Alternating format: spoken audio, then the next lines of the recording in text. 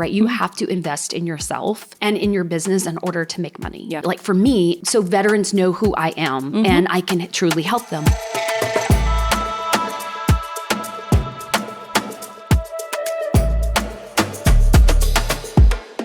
So welcome to Cabo. Thank you so much. Are you having a good time? So excited to be here. I'm having the best time. Best time.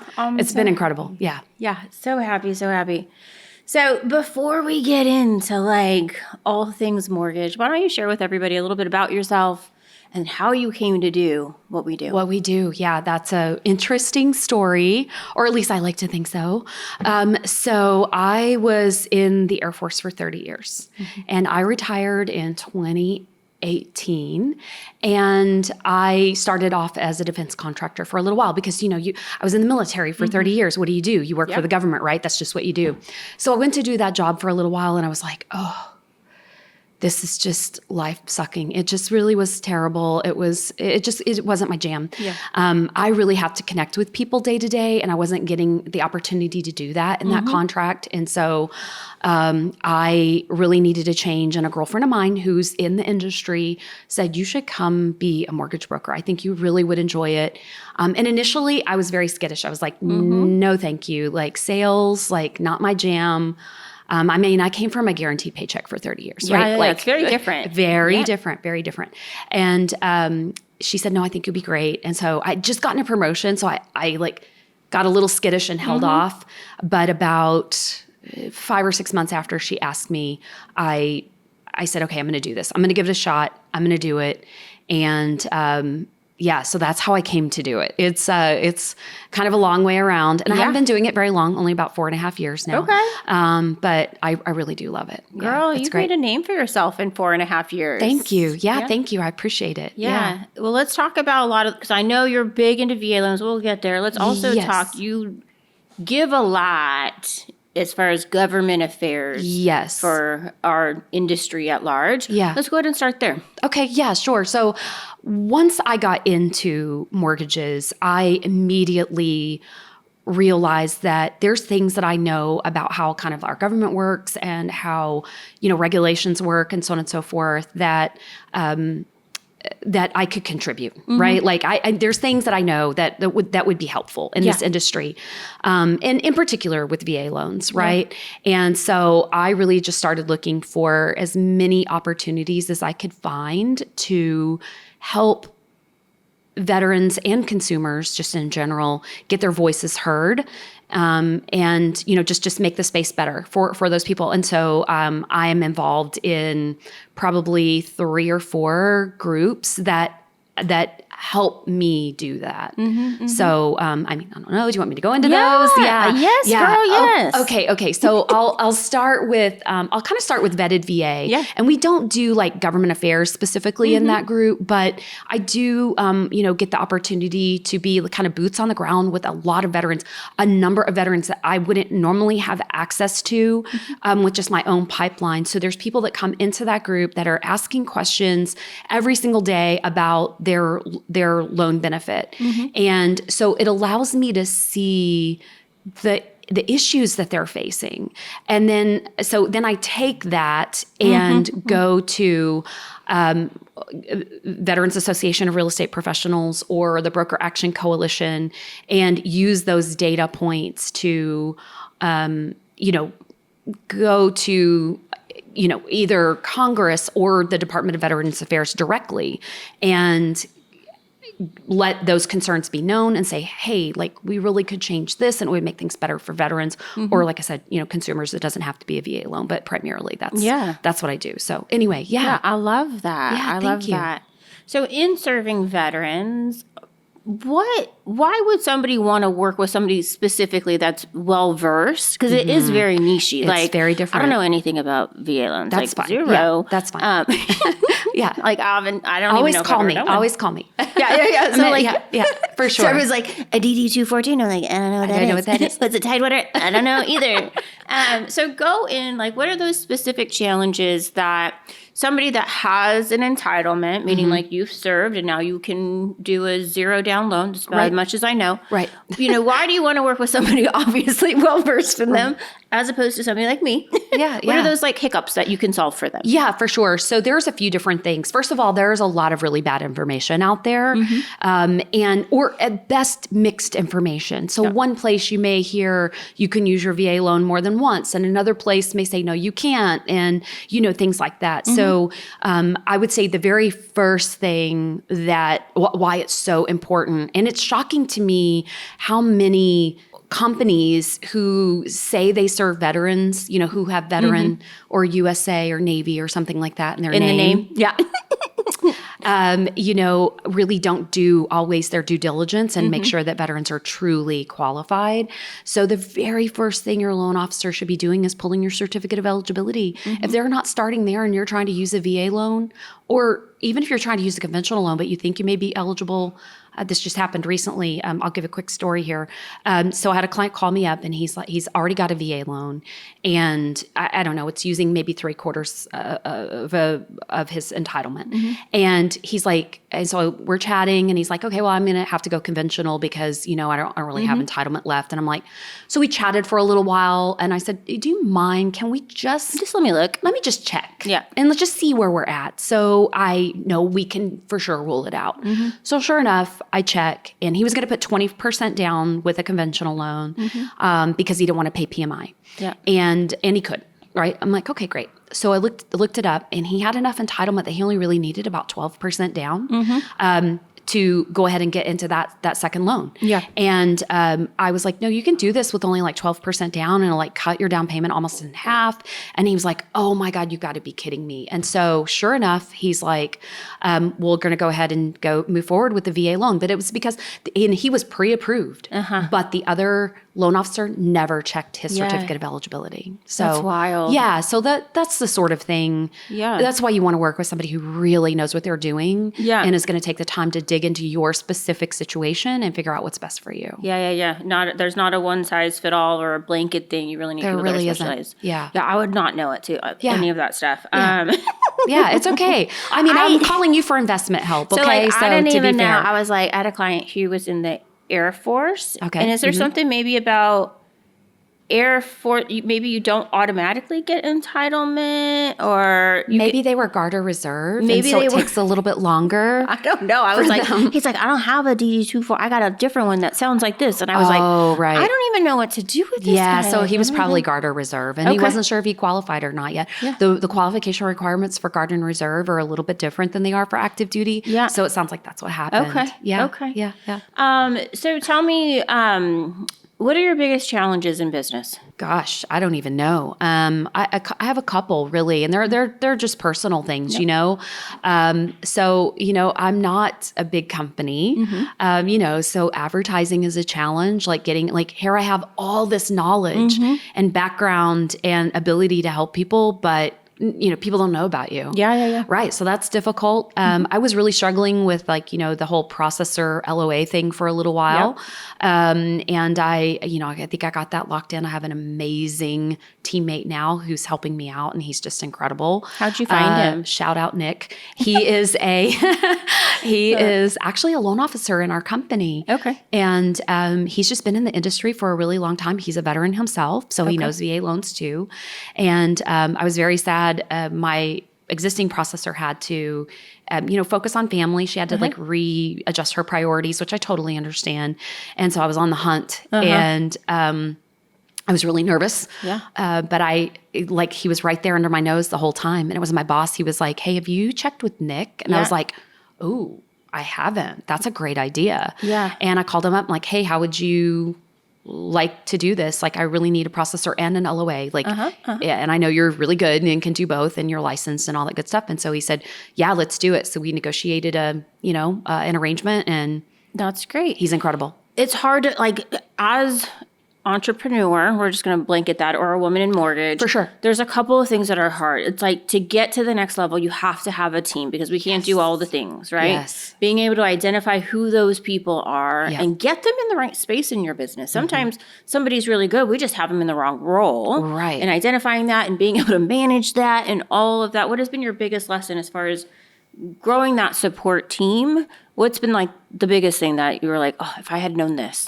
Yeah. I mean, I will say this. I mean, it's the reason why I'm here, right? You have to invest in yourself and in your business in order to make money. Yeah. And in order to be, and this isn't about a money grab for me. Don't get me wrong. I mean, I am not trying to make the most money in the world or anything like that, right? But if you want to be, like for me, it's about being able to get into, so veterans know who I am and I can truly help them without overcharging them, without, taking advantage of them. So for me, that's what my goal is, right? But in order to do that and be seen, you have to invest in your business. Scary. It is scary. It's really, really scary. And you just have to, it's kind of a blind leap of faith, right? And you just like, I got to trust in this. I got to trust that coming and doing things like this is going to result in, more visibility, more business. I have to trust that getting a really good processor and LOA, that the cost that's going to have for me is going to free me up to get out and do more business development. Yeah. And so, and that can be really, really scary in the beginning. When you're not making money yet and you're not sure how it's going to turn out, it can be really scary to make that commitment. And so I would just say, like, if I'm giving advice, right, I would say trust in that earlier than what you would probably think you need to be doing it. Yeah. Do it earlier. Do it soon. It's not comfortable. I remember when I decided, okay, well, let's do Notorious because obviously this is a mission and it's been given to me and all this kind of thing. And I was like, okay. And then like the hotel sends over, we're going to have the first event, the invoice, and it was like, you gotta make a deposit, and I think it was $16,000, like, the deposit, and I was like, am I really putting this on my credit card? Like my personal, like, I'm just, like, not just, because I try to, as a woman, get rid of that word, because I think it's very disempowering, but we're gonna say, I'm just a loan originator. Yeah. Like, I shouldn't be putting on this, like, why am I being called to do this and put it on my credit card? Like, what? For sure. And then it was like, oh, I got the opportunity because I was so far outside my comfort zone. I didn't need to like rely on anything else. Like I rely on myself. Yeah. But with this, it was like, no, Paige, you're going to have to rely on something bigger, whatever you want to call that energy. Yeah. And I was like, oh, this is where the growth comes in because like I knew.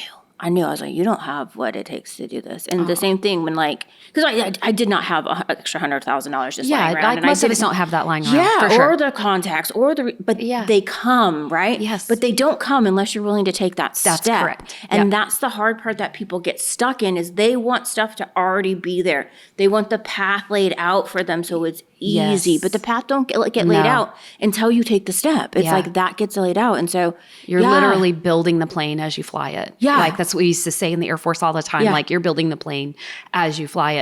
I mean, for me, for example, I'll give you a really good example of when I like just jumped all in. So I got licensed in November of 2020. And in, the following year, I went to Fuse.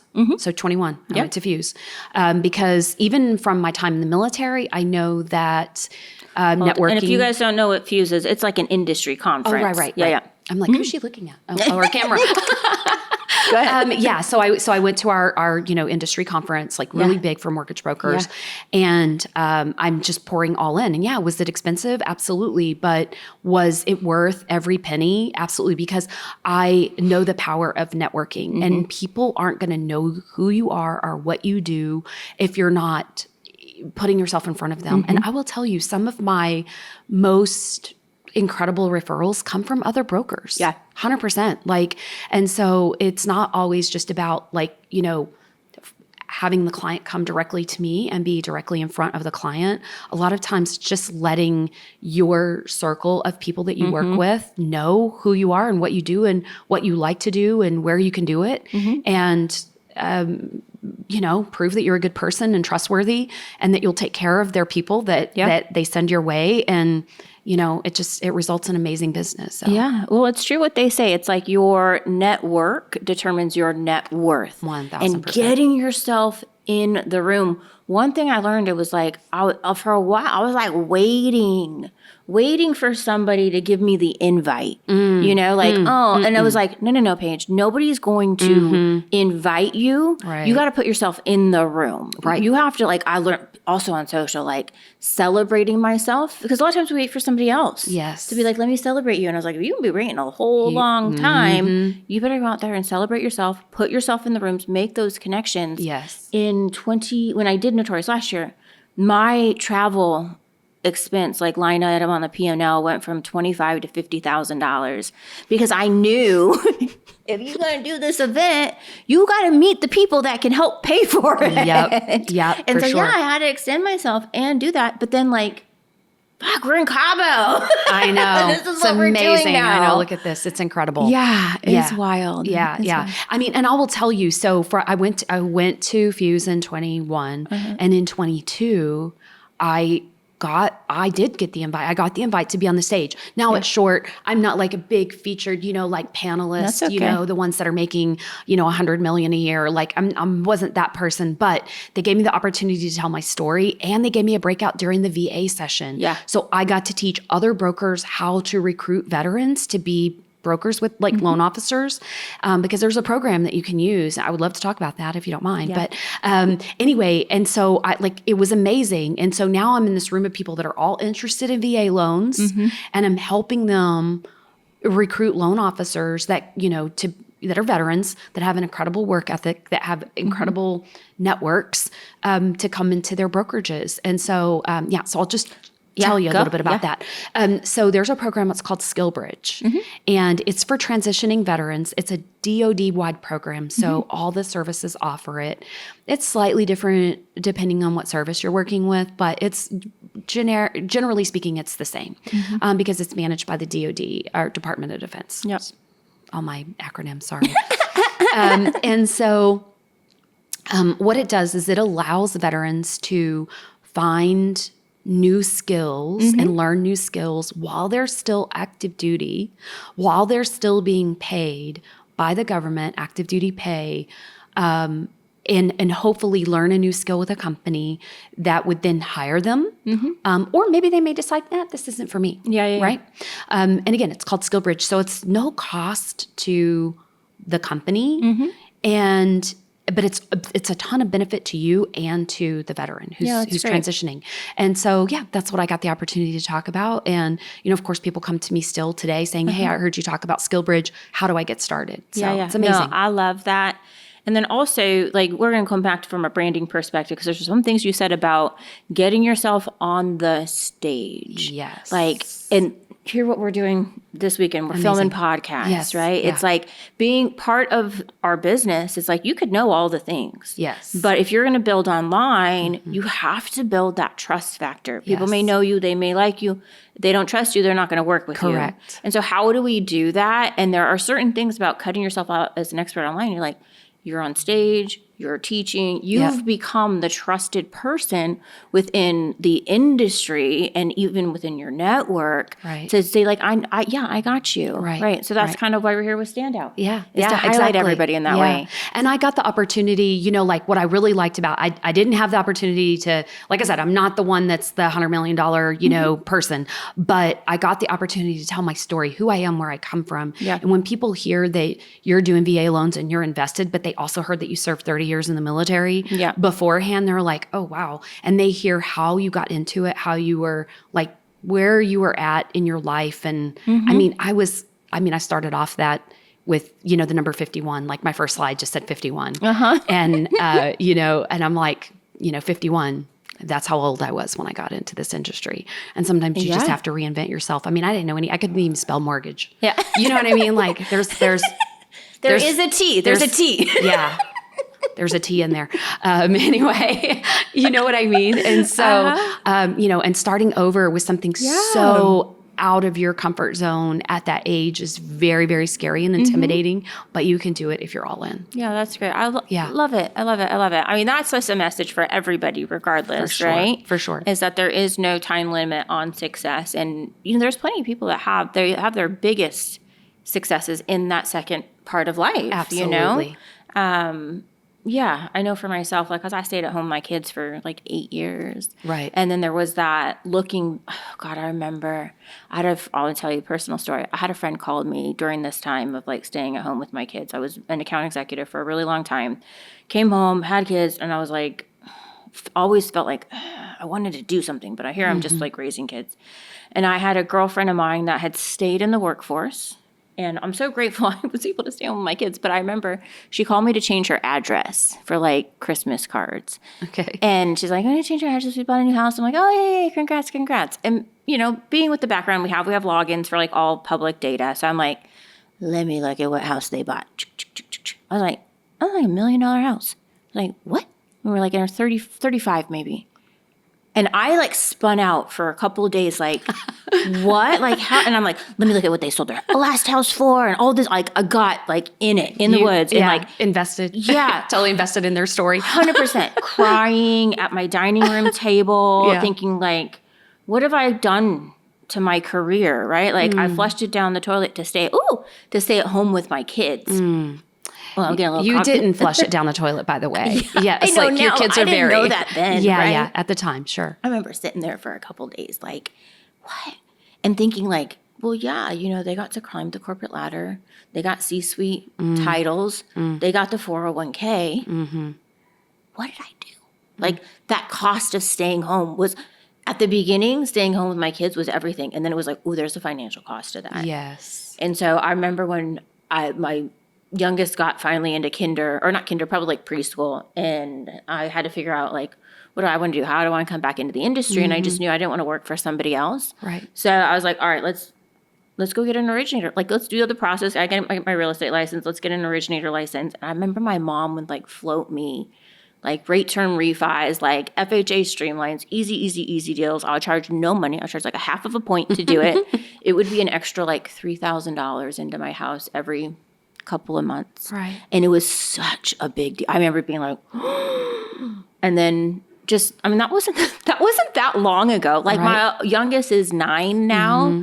So she was what, 3? That was only 6 years ago. Yeah. And then to think like the power of this business, I was able to pick them up every single day from school while my husband was working. He took some time off this past year, but every single day I was able to pick them up. And being able to build, I won't tell you exactly what the GCI was. I mean, I'll tell you it was over $300,000 last year. And like looking and being like, yeah, what? Amazing. Yeah. Well, can I just say, Yeah. I feel like you were where you were supposed to be when you were supposed to be there. So you were there for your kids at the right time. Yeah. And it, like, if you wouldn't have been, it would have been a completely different path. Yeah. Right. So, like you said, like you didn't know it at the time. Like you're like, wait, what did I just do? Like, have I wasted all this time?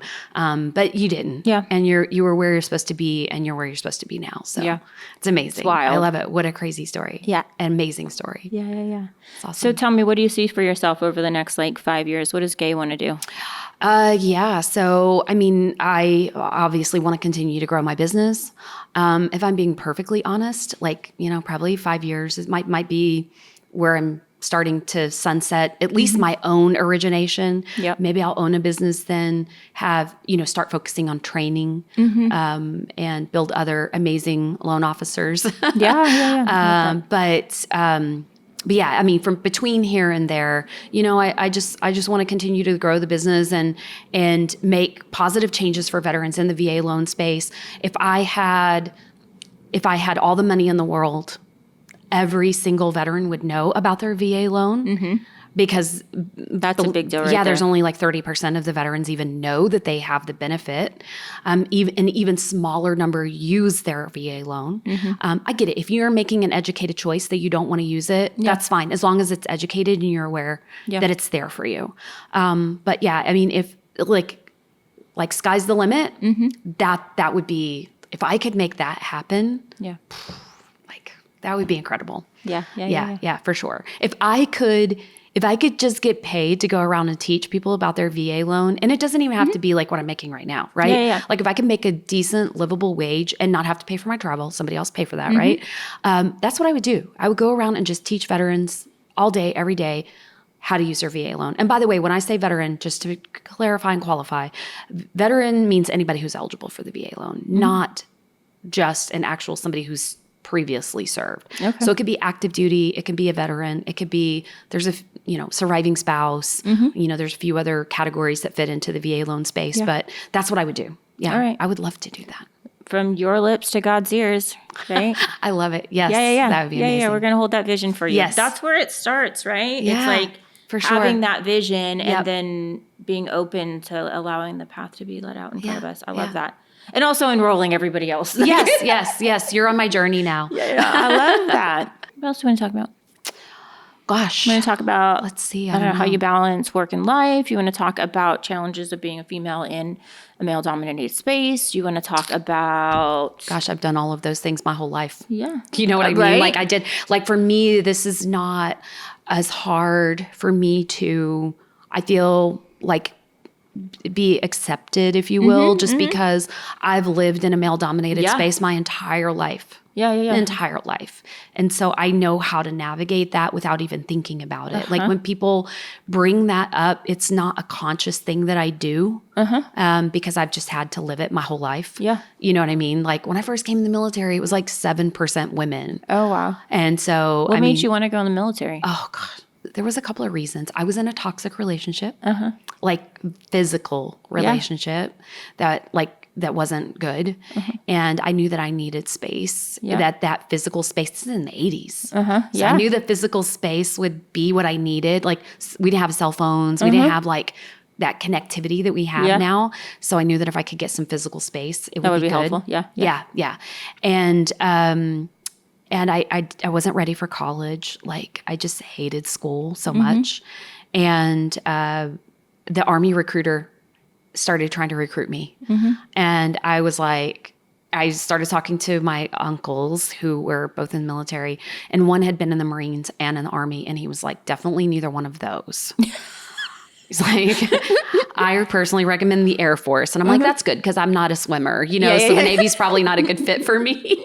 And so I went to the Air Force recruiter, and I was probably the easiest recruit he ever had. Okay. I was like, hey, I think I want to join the Air Force. He was like, giddy up, sister. Like, let's do this. Yeah. And so I went to the military. I thought I was going to do it for like 4 years and get out and then like kind of you were career though. I did. Yeah. I thought I was going to do 4 years and like get out and live the rest of my life and, get some money for college or whatever, maybe go back to school. And I got stationed close to home in my first assignment, and it was not very fulfilling. I was like, wait a minute, that's not what I signed up for. Yeah. So I'm like, let me do this. I want a life transformation. I'm like, yes. I'm like, I want one more, like, let me give one more tour, like you put 8 me years. Back home. Yeah, exactly. I was like, dang it. And so I got one more, like I did one, I re-enlisted, and then I got an assignment to Germany, and that was it. Like game on. Like, yes, I went to Germany. Oh, it's incredible. I lived in Europe for 4 years, and then I did it again, and I moved to Japan, and I lived there for 3 years, and I did it again, and it was just like, oh, well, now I'm just doing it. Yeah. Like, this is it. This is my life. Do you think it was like more the travel thing that put you in new spaces and new experience, or what do you think it is that like hooked you? Well, I think in the beginning it was, a guaranteed paycheck and a little bit of travel. But over time, there's an incredible mission there. And I just got really like bought into the mission, like protect and defend our way of life. Right. Yeah. And, you're the reasons, like I always say this when people ask me this question, the reason why I joined is vastly different from what kept me there, like the reasons why I stayed. Yep. And it was just my life, I loved it. I loved everything about it. I loved what it stood for, and I loved my job and the people, and it was it's incredible. I would still be doing it if they let me. Oh, okay. Do you age out of military? Yes. And they're like, you need to like, okay. They're like, time for you to go. And the reason is because especially on the enlisted side of the house, which I was enlisted, the top couple of ranks are restricted by Congress. Okay. So the top rank is restricted to 1%. And so you have to leave so the next person can come up. Yeah, okay. Right. And so they put time restrictions on you. They're like, you don't have to go home, but you can't stay here. Yeah. And it's wild to just see like all those little things in our lives that we don't know the purpose that they're serving in the moment. Right. But there is some higher purpose there. Indeed. You know, when I was I was just at lunch and thinking to myself, we're having these conversations, and one of the girls was like, God, like, that went really well. I felt really good. And something like, I was just like, something like, how did you do that? And I was like, oh, because I've been doing this for a really long time. Yeah. Like, I started like talking with people on social, just like live streaming it. Like, and like how I didn't know 10 years ago when I was like, I'm going to create this stupid little project online. And I didn't know it was going to lead me here. Right. You know, but all of those things, like those little cookie crumbles that like God like lays out for you. Yeah. And then it's all like building. And then all of a sudden it hits. It's been just like the past year has been so surreal. And I don't You have just blown up. Like, you're wild. Yeah, I'm just crazy. And I love it. I love seeing it for you. Thank you. Like, I'm just cheering you on, sister. Thank you. Yeah. Thank you. Yeah, it's incredible. I was telling Michael earlier, like, we're here to do this, right? And part of the purpose really is to get us all in a room so we can mastermind. Let's go to amazing places. Let's do cool shit, get paid to do it, and like bring this content back so that we all can like use it in our business to make more money. Right. And then I sit here in these conversations with people and I'm like, this is really good. This is really, really good. Yeah, it's awesome. I can imagine, like, you get to hear everybody's story. Yeah. Like, it's really cool. And I look forward to listening to all the podcasts as well. And I do. I think they're going to be so awesome. And we get to know each other a little bit while we're here. Yeah. But there's nothing like just a one-on-one conversation, you know, for, you know, half an hour. I was like, Michael, what if this works? It's one of those. Like, I love it. I don't know. It is going to work. It's working. It's so incredible. Wild, yeah. Well, thank you so much for being here. Thank you for having me. I really appreciate it. Thanks for putting this together. Having planned events before in my life, I know that this wasn't easy. I know that you probably lost some sleep, some hair, some like you know what I mean? Yeah. Like, you probably put your relationships at stress along the way, but it's incredible, and it is everything. You know, like, you look at pictures and, you know, like, I'm like, is it going to be this good? Is it really going to be this good? It's this good. It is this good. It is so good. So good. So, I love it. Well, cheers, my friend. Cheers. Thank you so much for being here. Yeah. All right, ladies. So if you're loving what you're hearing here, do us a favor, share this out on your socials, and come follow us. You can follow us across all platforms at Notorious WMN, and join us over on Facebook. I know Facebook is for us old people, but we have an amazing Facebook group where we provide a ton of content so you can build your business. Brokers, are your real estate investor clients struggling with income documentation? What if I told you there's a loan where their personal income isn't even a factor? Let's talk about the DSCR loan, the ultimate solution for helping your investors scale. Lending Pros is your go-to lender. A DSCR loan debt service coverage ratio simplifies financing for investors. With no W-2s, no tax returns, approval is based on the property rental income. If the rental income covers your mortgage, your client qualifies. Ideal for self-employed investors or those who are expanding their portfolio without traditional income hurdles. If you're looking for an easy way to help your investor clients close more deals, DSCR loans are a game changer. Want to partner with a lender that makes it seamless? Reach out to our Lending Pros account executive today. We're here to help you close more loans.